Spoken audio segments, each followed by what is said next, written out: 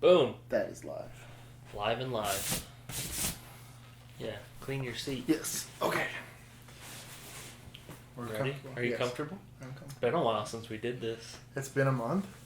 It's been a long freaking time, dude. It's been a while. Well, it's been a while since we've sat here and talked about anything. Yeah. I mean, we've done the interview stuff, but... Yeah, we haven't done anything since. And the Pokemon stuff. I've been opening Pokemon cards. Hey, bro. Been opening Pokemon cards. Anyways. It is what it is. Welcome again, Internet, to our Stoa. This is another introductory video. We have another one of our fun little projects that we are starting. We're starting a series that we're going to call Securing Your Stoa, which is a real broad term. We're going to try broad on purpose, though. Yes. We're going to give a couple bullet points about what this is. Just kind of be an introductory video for anyone that kind of lands on this page in the future. In the future.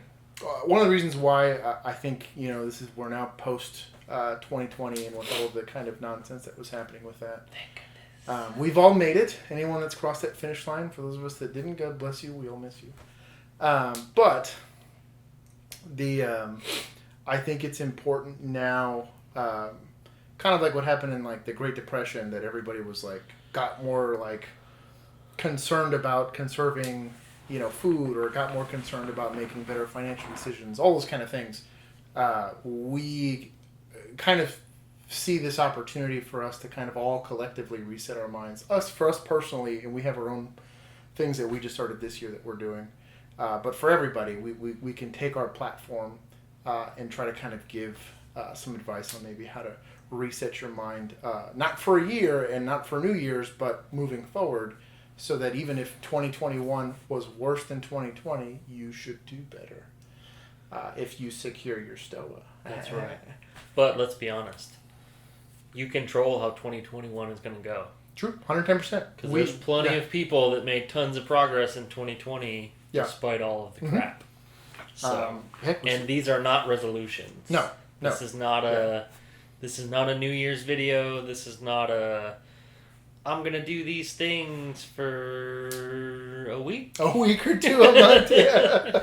A week or a month. No, we're trying to give you guys tangible habits that will set you up for success in several different areas of your life. I'm just going to go down some bullet points, some of the things that we're going to cover. It's not just limited to these, and these are kind of like a broad overview of some of the stuff that we're going to be looking at. I think we're staying broad in this video. Yeah. To give you guys like an introduction, and then as we progress, we're going to do specific videos. It may not follow the bullet points. I don't think necessarily our bullet points are set in stone. I think they're just kind of what we've discussed so far. Mm-hmm. But there will be more in-depth videos to come of kind of the topics that we're talking about. Yeah. And the bullet points and this video are broad on purpose. Yeah, so the first one we're talking about is physical security. And so that's going to be like your actual like surrounding physical security. And then also like your like personal security. So there's your stuff and then there's yourself. There's a lot that goes to that. Again, it's pretty broad, but we're going to kind of go into whether you're in an apartment or if you're in a house or if you're sharing an apartment, you have roommates, whether you're in college or stuff like that, or you live in your car. Yeah, honestly, there's a ton of ways. There's actually some chick. It was really cool. She did a video. She talked about being voluntarily homeless. She's like, I wanted to save money to go buy like a condo. Mm-hmm. So she showed how she made that work. We're going to talk about some of the security stuff around that. There's crime statistics and stuff like that. And then there's portions of that that actually be your personal security. And so there's like some mindset stuff that goes into that, and some like kind of what if games that you're going to play with yourself on kind of how to prepare, not just emotionally or spiritually and physically for what might potentially be a security risk. Something else we're talking about is financial. Neither one of us are financial advisors. No, not even close. I did okay at math. I've in plenty of parts of my life had a very good credit score. But there's We both own homes. we so do that yes says yes something. yes we as millennials do own homes. We don't have kids, but We we do. own homes. I have 2 Yeah, dogs. yeah, that counts. They're like children. I have a cat. He's definitely like a He's child. like a terrible. He's child. like a toddler. Well, Maggie's like a toddler too. He's a toddler. Yeah. But I'm real excited about this one Yeah. because I'm kind of starting my own journey into the realm of real estate and investing and everything that comes along with that, and that has nothing to do with this. This is not related to that at all, but what I'm saying is I never truly understood how little I knew about money until I started reading books and learning about investing and learning about real estate and learning about all this stuff. I never realized, like, the idea of money has always been there for me, but it's always been, how much can I save to buy X or This Y? thing, yeah. And then if I'm not saving money, well, how do I make more money? Mm-hmm. Never looking at money as like a tangible thing. It's always just been like a number on my phone that I either have or I don't have. Yeah. And it's twofold, and it's an interesting. Bank accounts are simple equations. There's either money coming in or money going out, and there's a smart way to do both. We're gonna hopefully pull in some people. I'd like to pull in. We're in the works right now, trying to get some financial advisors and stuff like that to kind of talk about it. But there's a way to logically go through deciding where do I find value and can I at least apply logic where I can separate my wants from my needs, and more so than that, my expenditures versus my investments. And there's a difference in between that. We'll get into all that kind of stuff. But I really liked the topic of, applying these Stoic principles to finances, because you're weirdly enough get more joy out of the splurges that you make. Right. And especially when you can find splurges or things that you enjoy that also act as investments, like smart investments and wise investments. And it's this completely changed like the last 2 years for me personally. Well, Yeah. how big was finances for everyone last year? Oh, yeah. Everyone was affected in some way last year. Yeah. And I think everyone was affected financially somehow last year. Yeah. In some way, shape, or form, it definitely had some effect on you. And this is kind of, not just on how to prepare for if 2020 ever happened again, or if hardship is going to come to you no matter who you are.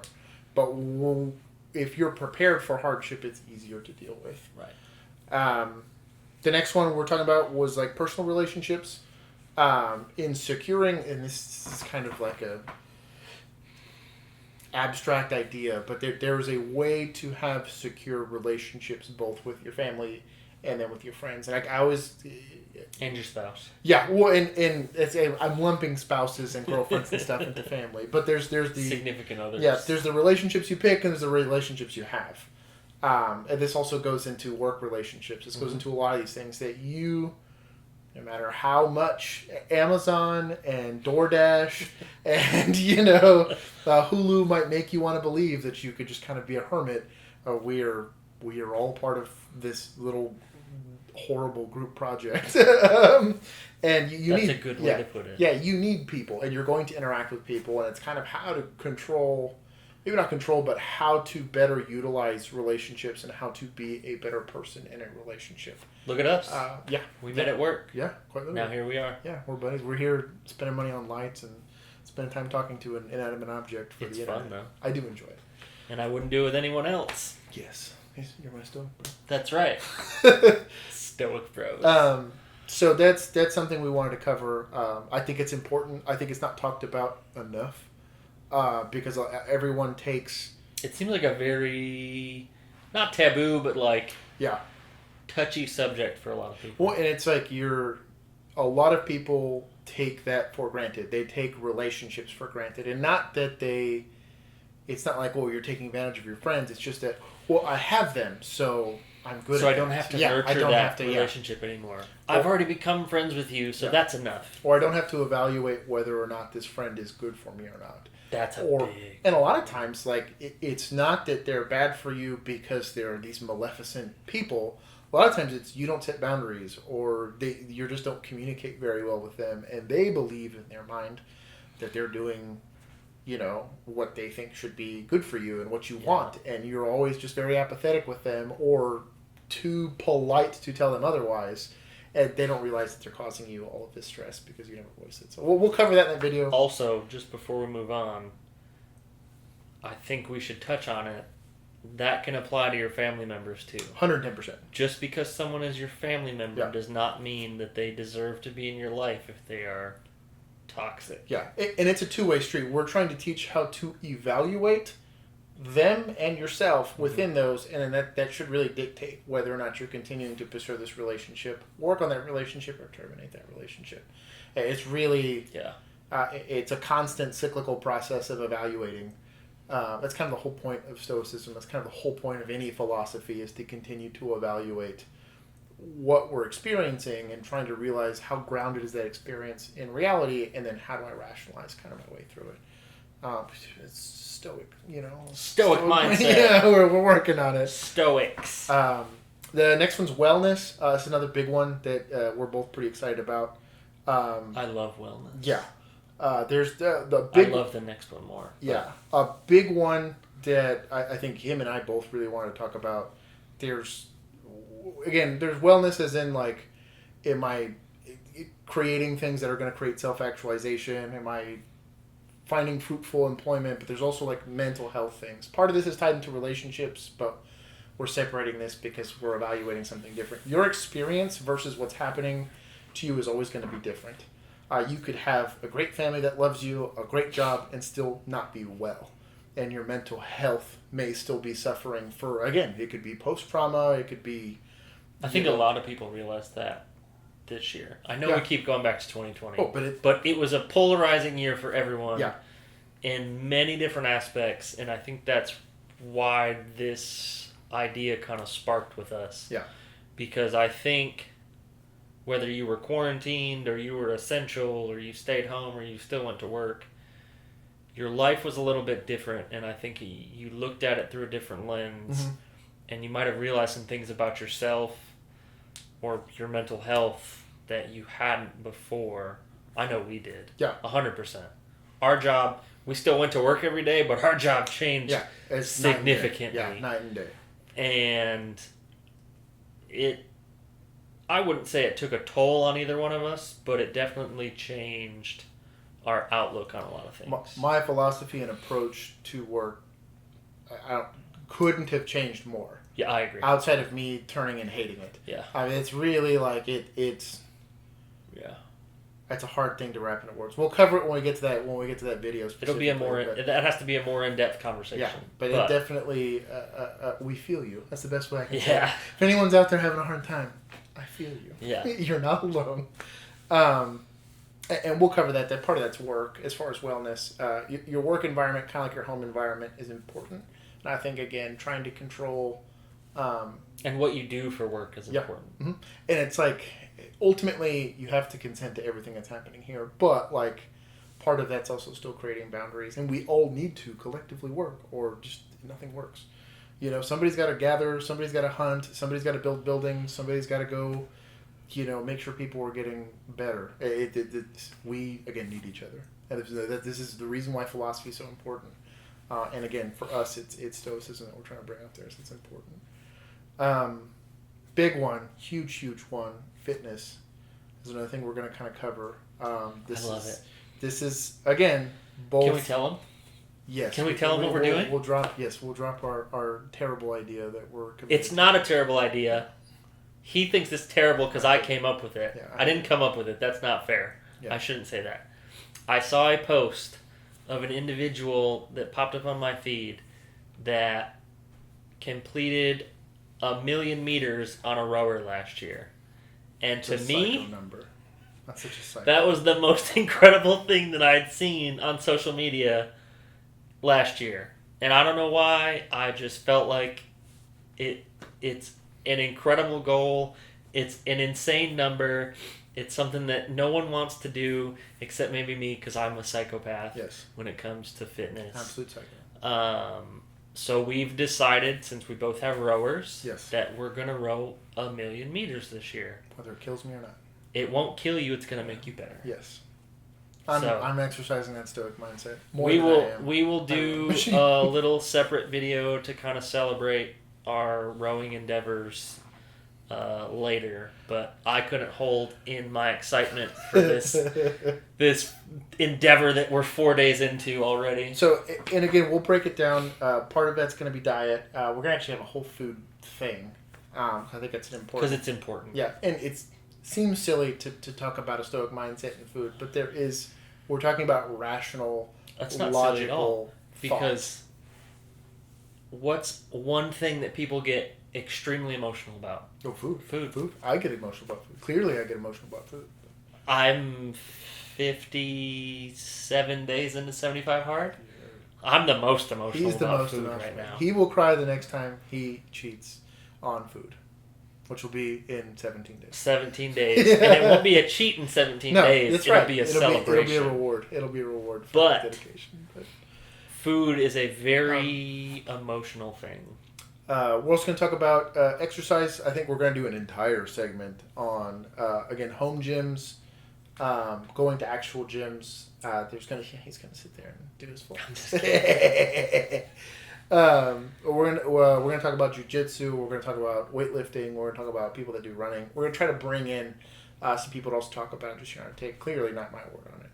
But it's something that's important. I think physical fitness in general and wellness as far as eating well and all that stuff affects lots of other stuff. You talk about mental health. You talk about everything. A lot of...